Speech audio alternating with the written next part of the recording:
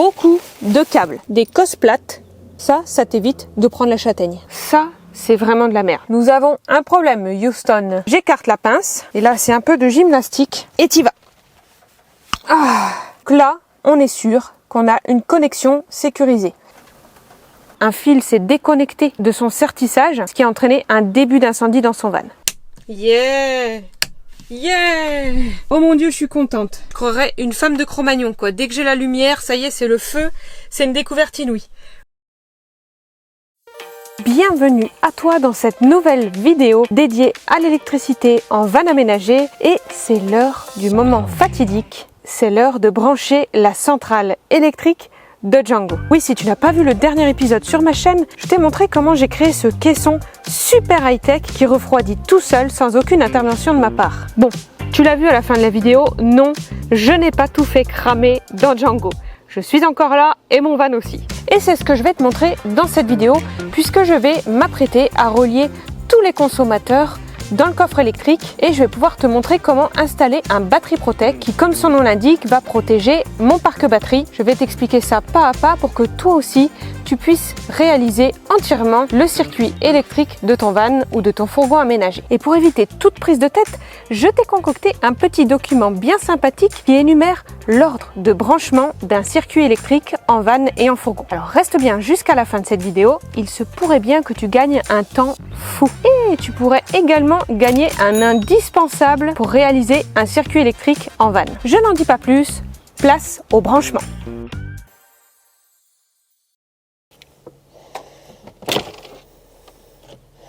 Bon, c'est clairement le bordel. Laisse-moi avant toute chose te présenter le matériel dont tu auras absolument besoin. Pour réaliser ton circuit électrique, tu auras déjà besoin de câbles et de vraiment beaucoup de câbles. Moi, j'utilise du H07VK pour le câble 12 volts, rouge pour la phase positive et bleu pour la phase négative. J'anticipe ta question pour celles et ceux qui vont me demander, j'achète tous mes câbles sur comptoir du câble. Ensuite, tu auras besoin d'un panneau de fusible comme celui-ci, de fusible à lame pour pouvoir protéger à la fois les câbles et tes consommateurs. Tu retrouveras bien évidemment tous les liens en description. Pour câbler tous les éléments 12 volts, il te faut tes équipements 12 volts, frigo, prise électrique, etc. Ensuite, pour les relier, il va te falloir des cosses à œillet et des cosses plates, notamment pour les prises USB. La couleur indique différents diamètres. Les jaunes pour les prises USB et allume-cigare et des bleus pour tout ce qui est interrupteur. Il va te falloir également des wagos de plusieurs tailles, essentiellement des doubles voies ou même des triples voies, voire même des 5 voies, suivant tes équipements. Tu vas pouvoir insérer tes câbles ici et venir fermer les leviers pour serrer le câble qui est dénudé dans le wagon. Ça va te permettre de connecter certains consommateurs comme le frigo. Pour certains usages, tu vas également avoir besoin d'une boîte avec des gaines thermorétractables. Ça, c'est super pratique parce que ça va te permettre de protéger le bout de tes câbles qui sont dénudés quand tu n'as pas une cosse isolée. D'un briquet pour pouvoir faire rétracter tes gaines thermorétractables. Tu auras besoin également d'un interrupteur on-off ou ce qu'on appelle un coupe-circuit. Pour visser certaines connexions, tu vas avoir besoin d'une pince comme ceci. Moi, je la prends réglable, c'est beaucoup plus simple. De scotch d'électricien. Je te conseille vivement d'acheter ceci. C'est une gamme de tournevis avec un manche qui est complètement isolé. Dès lors que tu vas travailler, il se peut que tu te prennes des petites étincelles si tu ne branches pas correctement ce qu'il faut où il faut. Donc, ça t'évite de prendre la châtaigne. Et de temps en temps, je prends mon petit homme-pouce, ça passe partout. C'est vachement pratique.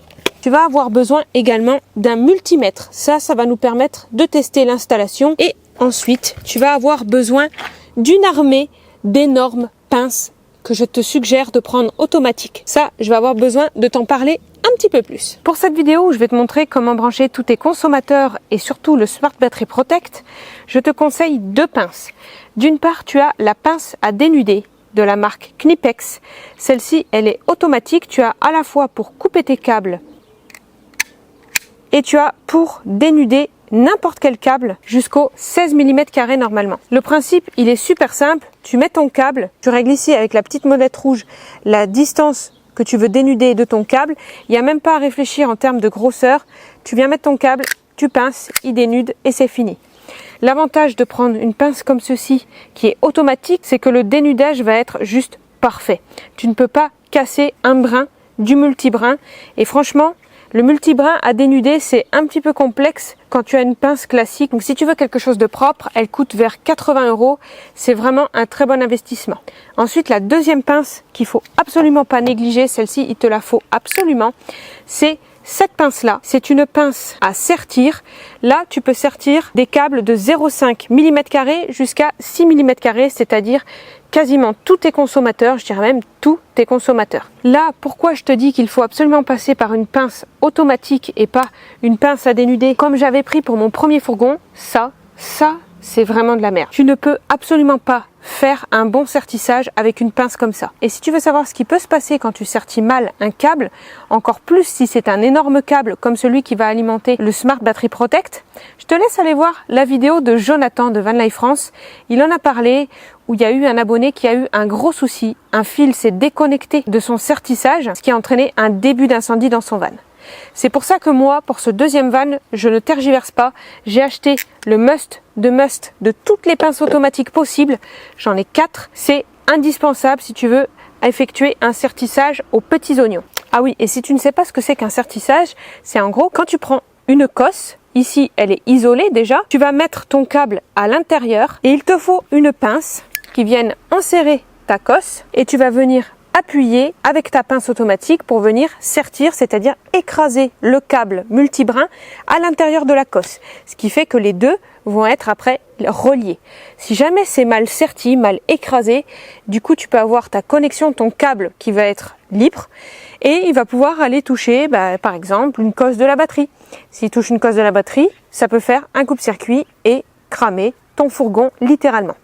Donc c'est ça qui est super important. Pour moi, il y a à la fois les cosses qui sont en jeu, où il ne faut pas prendre n'importe quoi, et ensuite, et surtout, il faut une très bonne pince à sertir pour que la connexion soit idéale, maximale et très bien réalisée. La dernière pince, alors elle n'est pas automatique parce que j'en ai pas trouvé, ou en tout cas elles étaient beaucoup trop chères sinon, c'est celle-ci, c'est la pince qu'il te faut. Elle est un petit peu complexe à utiliser je trouve parce qu'il faut une petite astuce pour que justement ton sertissage soit nickel, mais en tout cas elle fait le job.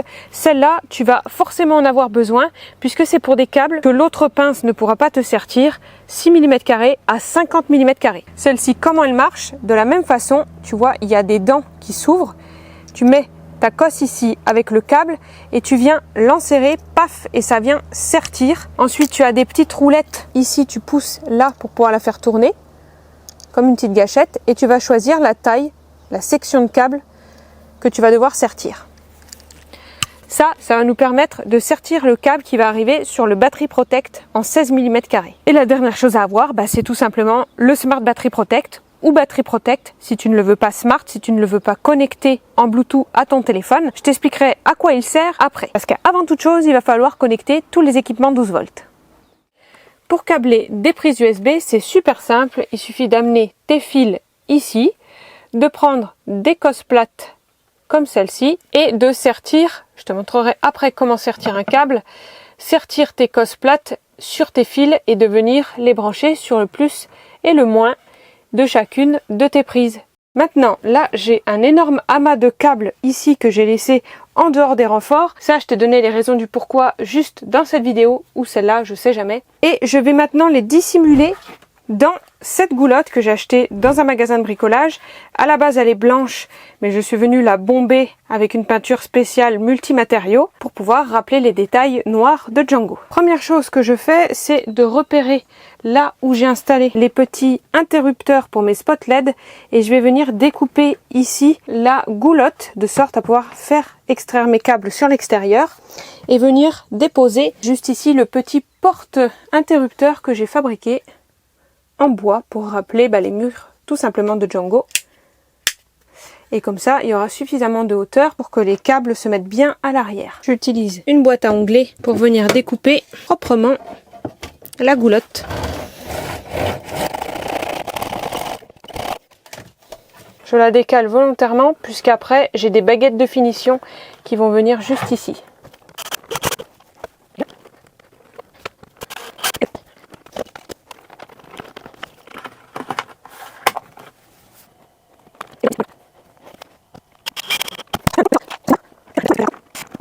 Bon là c'est The technique, j'ai pas pris une goulotte assez grosse. Donc ce que j'ai fait, c'est que comme ça tient pile poil, j'ai mis un serre-câble en bas, un serre-câble en haut, sachant que lui, il va être caché avec mon porte-interrupteur et lui va être caché avec mes mousses des assises. Bon, on est arrivé à un truc plutôt clean. Alors là, il y a le câble de 230 qui longe la goulotte parce que j'ai pas pu le faire rentrer dedans. Mais ça, c'est pas grave en soi parce que là, je vais mettre peut-être une petite déco avec une corde. Donc, je vais coller tout ça avec une finition, on va dire. Donc, je pense que ça va être une corde. Et ensuite, ça monte ici pour aller derrière. On va s'occuper du support et je vais venir brancher proprement tout ceci, caser tout ça en dessous et venir visser le support d'interrupteur. Voilà, très franchement, je ne pense pas arriver à mieux. Donc là, on part du dessous de la banquette. Ensuite, ça remonte ici. Là, ce câble-là sera caché par une corde juste ici. Là, j'ai le petit chapeau à faire et le petit dessous. Mais ça y est, j'ai des supports ici pour mes boutons. Et ensuite, comme je te l'ai montré, ça repart ici. Bon, je vais commencer par relier tout ce paquet de câbles qui arrive là. On va commencer par les plaques de cuisson. Donc ce que je fais, premier lieu, je dénude. C'est dénudé. Maintenant, on insère les cosses. Je la fais légèrement dépasser. Et ensuite, je viens mettre, c'est une cosse bleue au niveau du bleu. C'est un câble de moyenne section. Je le pince correctement. Je fais légèrement ressortir, mais pas trop. Et je viens pincer. Et j'effectue un double sertissage, c'est-à-dire que je reviens refaire un petit appui pour être sûr que la cosse ne bouge plus. Et c'est le cas. On fait la même chose pour celle-ci. Je mets une cosse. Faire attention à prendre tous les brins. Et je viens sertir une fois. Je bouge un peu et une deuxième fois. Et j'ai beau tirer dessus, ça ne bouge plus. J'ouvre le capot du boîtier de fusible et je viens positionner les câbles au bon endroit. Là, je m'arme de mon petit homme-pouce, il n'y a que lui qui peut passer et j'essaye de dégager un chemin le plus court possible qui n'embête aucun autre câble. Je vais pouvoir aller jusqu'au bout. Là, je viens de les installer ici et ici. Je te fais juste un petit warning, un petit attention dès lors que tu vas serrer. Ce type de porte-fusible, ça casse vraiment très très rapidement. Je vais te montrer un exemple. Ici, c'était mon premier porte-fusible. Je l'ai acheté pourtant en plus de 50 balles. Hein. Et ça casse très très vite, notamment quand tu serres. Tu vois, ici, il s'est littéralement enlevé. C'est vraiment merdique. Donc, le serrage, oui, mais pas trop. Ce qu'il faut retenir, c'est qu'une fois que tu as serré, dès que ça commence à forcer, tu arrêtes. Tu vérifies que là, en bougeant à gauche et à droite, la cosse ne part pas. Si elle ne part pas, c'est que c'est assez serré.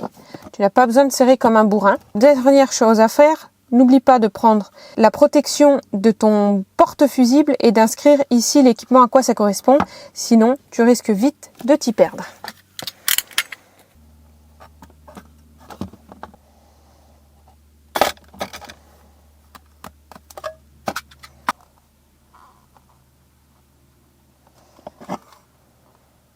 Ensuite, on va continuer par USB conducteur. J'en serre avec la pince. Tac. Je fais la même chose avec le rouge. Tac. Je viens chercher des cosses. Je le fais légèrement ressortir, mais pas trop. Et hop, j'appuie. Et là, tu vois, ça fait un seul sertissage. On va en refaire un deuxième par principe de sécurité. Pour voir si ton sertissage est correct, tu prends le bout de ta cosse, le câble et tu tires. Si ça bouge pas, c'est que c'est bien serti. Hop.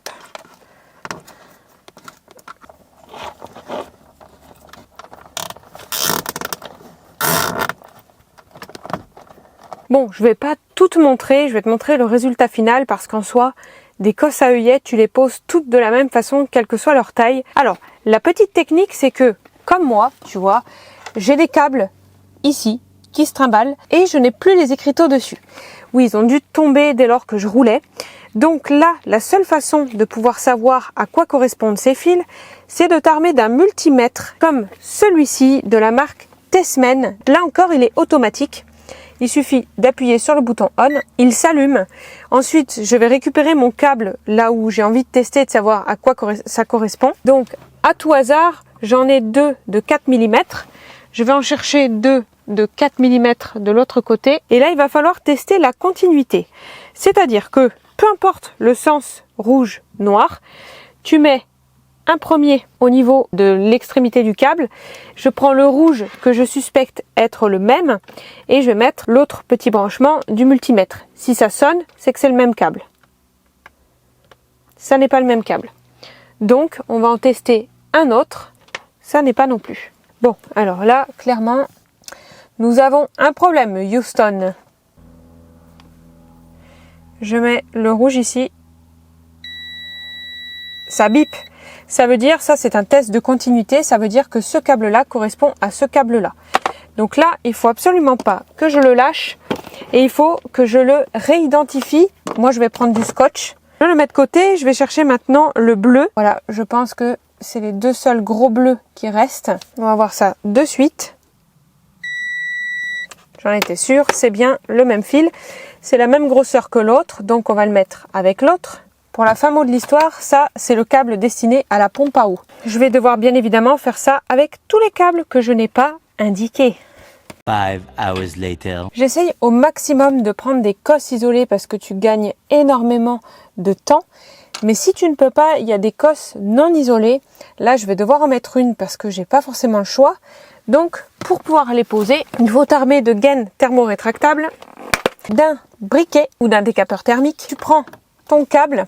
Tu mets déjà la gaine thermorétractable, parce que tu ne pourras pas l'enfiler après. Tu mets ta cosse non isolée, comme ceci. Tu la sertis, comme d'habitude. Ensuite, tu mets ta gaine thermorétractable bien dessus pour pas qu'il y ait un seul fil qui dépasse. Et ensuite, tu viens chauffer avec ton briquet pour que la gaine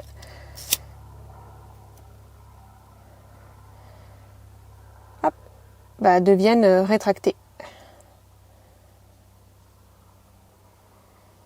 Voilà. Tu fais gaffe parce que c'est très chaud. Et maintenant, tu as un câble qui est totalement sécure que tu peux brancher.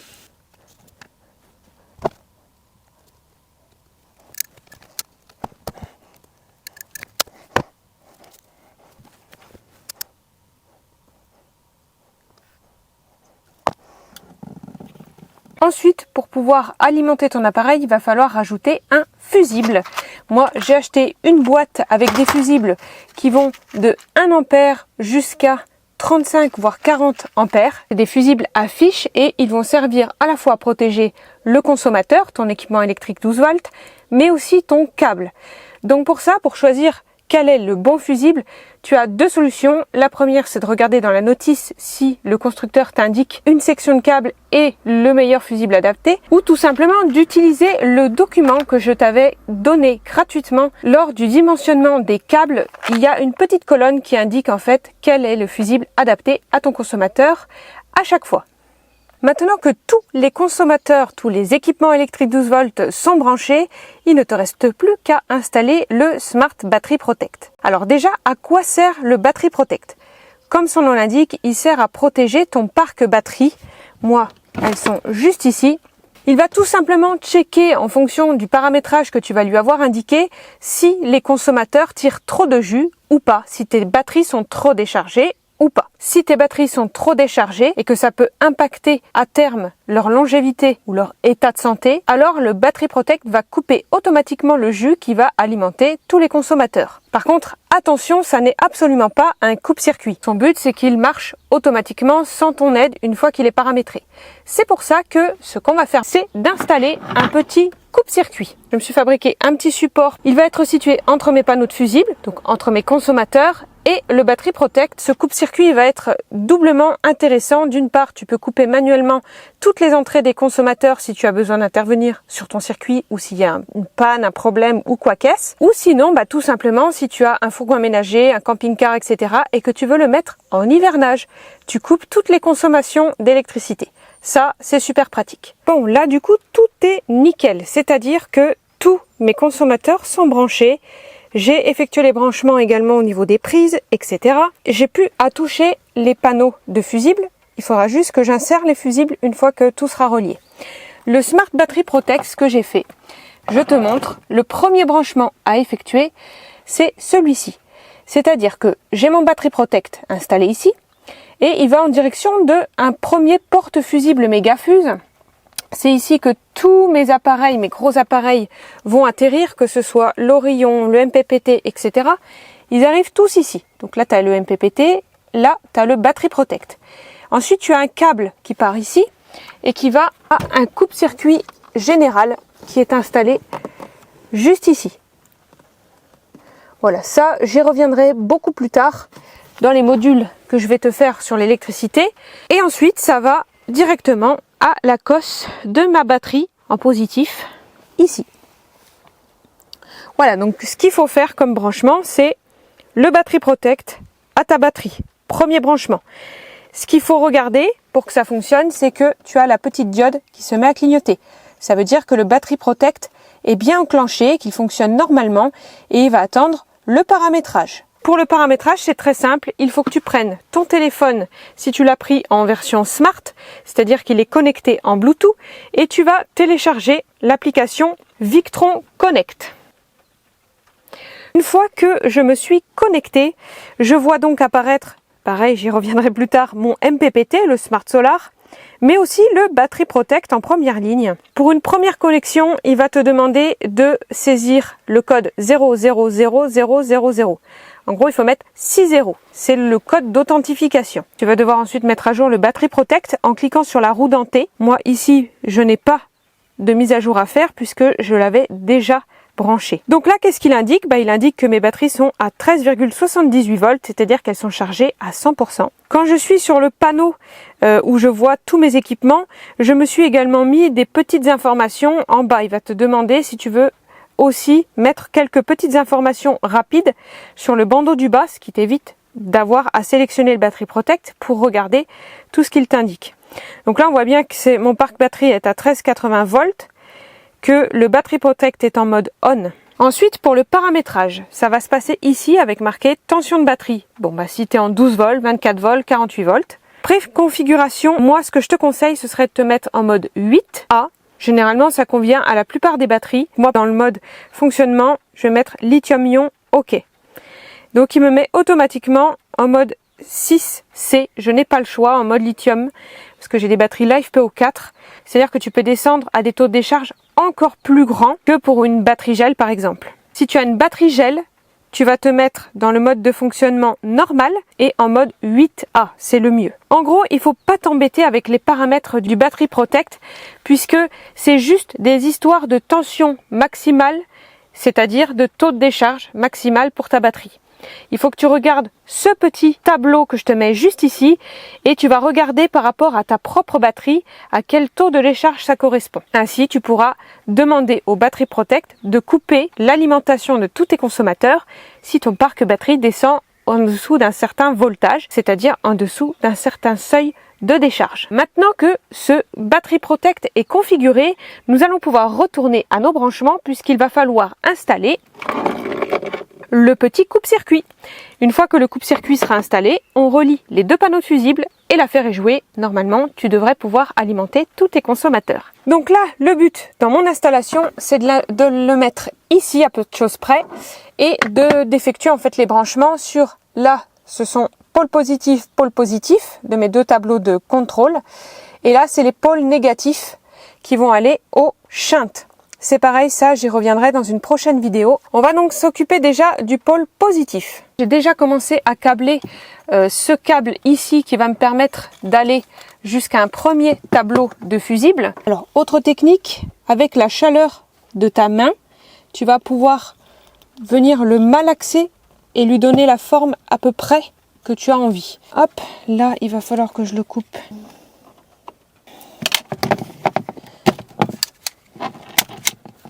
Et là, je vais te montrer une nouvelle technique. Alors, ce n'est pas tant une nouvelle technique, c'est juste une autre pince. Là, il va falloir s'armer de cette grosse pince-là que je t'ai présentée, puisque là, on est sur du 16 mm. C'est très très gros et il va falloir mettre des cosses qui ne sont pas du coup isolées. J'ai pris des super bonnes cosses ici, je vais te mettre le lien en description. Et il va falloir des gaines thermorétractables. Voilà. Alors surtout là, il faut absolument que tu prennes tous les brins dans la cosse. Voilà. Donc là, il faut à la fois que tu regardes dans quel sens tourner la cosse pour qu'elle vienne vraiment se mettre à plat, comme je te disais, comme ceci. Là, c'est le support du porte-fusible. Et ensuite, tu ne la bouges surtout plus. C'est du 16 mm, donc je vais régler ma pince avec 10 et non pas 16 mm. Je vais un cran en dessous pour être sûr qu'elle sertisse bien. Donc au lieu de me mettre en 16, je cherche, voilà, le 10. Une fois que j'ai le 10, j'écarte la pince, je mets ma cosse. Et là, c'est un peu de gymnastique. Hop, tu commences par le plus proche du câble. Et là, hop, tu sertis. Et t'y vas. Alors soit tu es fort et tu fais avec les mains, soit sinon tu t'aides du sol. Voilà, premier sertissage. On en effectue un deuxième. C'est super important. Un peu plus haut, on se décale un peu. Pas trop haut, mais on se décale un peu. Et voilà, c'est fait. Et là, chose super importante, là on travaille avec des grosses sections, donc il faut vraiment vérifier de chez vérifier. On tire à mort dessus. On tire et elle bouge pas d'un iota. Donc là, on est sûr qu'on a une connexion sécurisée. Voilà, ça a vachement bien serti. On remet par-dessus la gaine thermorétractable. Je prends mon briquet et je recommence. Je passe à côté, hop, pour qu'elle vienne vraiment, hop, se fermer sur mon câble.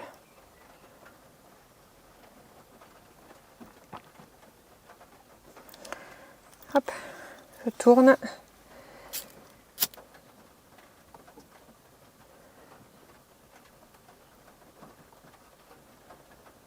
Elle vient vraiment emprisonner le câble.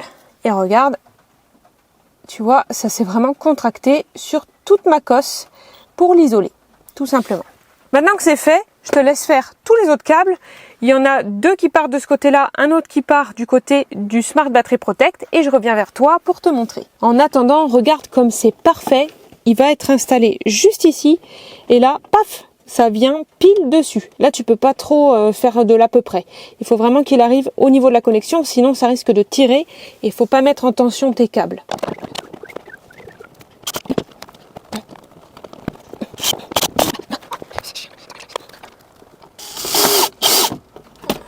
Voilà, là, il bouge plus. Nickel. Là, on va relier au Smart Shunt. Il faut absolument pas que je déconnecte celui qui est tout en dessous, à savoir mon panneau solaire qui est déjà branché. Ça fera l'objet d'une prochaine vidéo. Et on branche tout ça sur la batterie Load and Charger.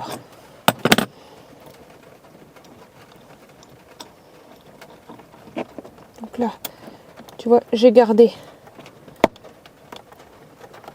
mon panneau solaire, il est toujours branché, connecté, vissé.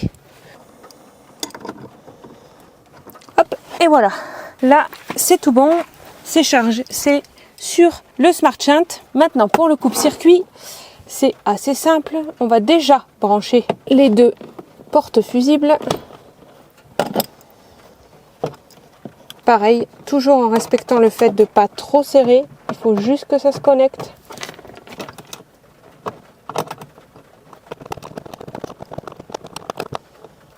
Hop, c'est tout. Voilà, celle-ci, elle ira là-bas. Et celui-là, il va ici. Tu vois, il n'y a vraiment rien de sorcier. Si tu fais ça dans l'ordre, il n'y a aucun problème. Hop, c'est fini. Maintenant, dernière étape, on branche au Battery Protect. Attention, pour l'instant, il est censé rien avoir en consommateur de brancher. Hop, et voilà. Maintenant, ce qu'on va faire, parce que là, Là, j'ai envie de te dire, c'est terminé. Normalement, si on a bien bossé, ça devrait marcher. Si on a bien bossé, je vais pouvoir installer tous les fusibles sur les tableaux 12 volts et on va pouvoir allumer l'interrupteur et c'est censé tout allumer. Est-ce que tu veux essayer? Allez, c'est parti. Bon, j'ai sorti l'autre micro parce que j'arrive en fin de journée, je n'ai plus de jus dans mon micro cavalier, là, mon petit micro portatif. C'est pas grave, t'es censé bien m'entendre quand même avec le micro que j'ai mis. Alors, petit bilan de la situation. Tout est câblé. Maintenant, on va aller ouvrir ce petit coupe-circuit. Allez, c'est parti. Hop. Attention, attention.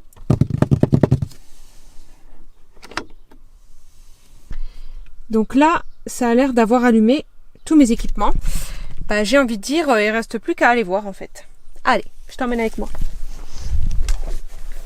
Je m'extirpe de dessous le lit. Déjà, on va voir si tout de suite, on a de nouveau mes spots LED. Yeah! Yeah! Oh mon Dieu, je suis contente. Rien qu'à voir la lumière, je suis contente. Tu croirais une femme de Cro-Magnon, quoi. Dès que j'ai la lumière, ça y est, c'est le feu. C'est une découverte inouïe. Bon, maintenant, on va tester les prises. Une prise que j'ai déjà installée. Donc ça, c'est bon, elle fonctionne. Maintenant, j'aimerais tester celle que j'ai provisoirement mis en place. C'est-à-dire celle-ci. Et je sais déjà plus laquelle. Et celle à côté. Les deux là. On est parti? Parce que là, elles sont branchées sur Wago. Elles sont pas branchées comme j'ai fait de manière classique. Elles sont branchées par l'intermédiaire d'un Wago pour après connecter ces deux-là ensemble, puis ces deux-là ensemble. Oh, ça fonctionne. Mais c'est magique. J'ai de nouveau des doubles USB. Donc j'ai déjà 4 USB pour recharger tout ce dont j'ai besoin. Il me reste encore des prises USB. Ça va être celle qui est sur le côté là-bas. Je sais pas si tu la vois. En fait, j'ai une prise ici. Et là, c'est encore une méga bonne nouvelle. C'est bon, elle fonctionne aussi. Et c'est sur celle-ci que je te parlais que j'allais installer cette caméra-là. Bon, là, il est 20h30 du soir. Il va falloir que j'arrête, mais c'est celle-là que je vais installer. Il faut que je lui trouve une place bien définie. Et elle va capter absolument tout ce qui va se passer dans Django. C'est une affaire qui marche. Tout fonctionne, absolument tout. Y compris, je te l'ai pas montré, mais le lanterneau. Il fonctionne également. Il y a absolument tout qui fonctionne en 12 volts. Donc dès lors que je vais rajouter après d'autres choses, hein, tu vois, il y a encore des câbles qui se trimballent. Du coup, ils seront naturellement alimentés puisque les deux portes fusibles fonctionnent. Ça, c'est chouette. Bon, on vient de terminer toute l'installation 12 volts, on va dire, de Django. J'espère que ça t'a plu. Maintenant, la dernière chose qui nous reste à faire, c'est de tout tester. Alors, tu l'as vu, j'ai testé que tout fonctionne au niveau des prises, mais il reste un dernier test à faire et pour l'effectuer, il va falloir dégainer ça. Ça, c'est un multimètre. Moi, il est automatique, je te l'ai montré dans la vidéo. Il est super pratique. Déjà, comme je te l'ai montré, pour pouvoir tester la continuité de fil si jamais tes étiquetages sont tombés. Ensuite, il peut tester tes batteries, juste le simple voltage, en te connectant aux bornes de ta batterie. Super important pour surveiller vraiment si le BMW, l'afficheur, t'indique bien un pourcentage réel de ta batterie, un état de charge. Tu peux également tester des fusibles sans avoir à les démonter, c'est-à-dire que tu te branches sur ton fusible et tu regardes si le courant continue de passer. S'il t'indique rien, c'est que le fusible a lâché, donc tu as un problème sur ton réseau électrique. Bref, tu peux tout tester et tu n'as plus besoin d'avoir, tu sais, les boutons ici à chercher. Tu l'allumes, tu connectes les deux petits embouts et c'est fait. D'ailleurs, un grand merci à Tessmen. Il m'a envoyé ce cadeau gratuit pour que je puisse tester et franchement, je vois la différence par rapport à mon premier multimètre qui n'était pas automatique, c'est la vie. Et un énorme merci à eux puisqu'on va pouvoir s'organiser un petit jeu concours pour que tu puisses remporter un multimètre automatique ou ils m'ont envoyé aussi un testeur de prise. Ça, on y reviendra quand je vais te parler du 230 volts, mais c'est également un lot à gagner ici, dans cette vidéo. Les modalités pour ce jeu concours, c'est très simple. Premier lot à gagner, c'est le multimètre. juste ici, le multimètre automatique. Et le deuxième lot à gagner, c'est le détecteur de courant ou de fuite de courant. La première modalité, c'est que tu likes cette vidéo. Deuxième chose, c'est de t'abonner à ma chaîne. Et ensuite, la dernière modalité, c'est de m'écrire un commentaire juste en dessous de cette vidéo pour dire quel lot tu veux gagner.